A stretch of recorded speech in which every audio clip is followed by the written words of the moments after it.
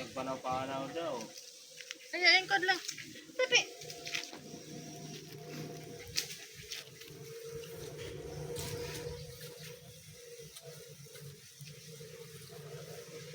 Ang gawa nga ito sa uglong, te. Sa uglong. Pag dilaw. Di ba ito yung bunga doon ng mangga?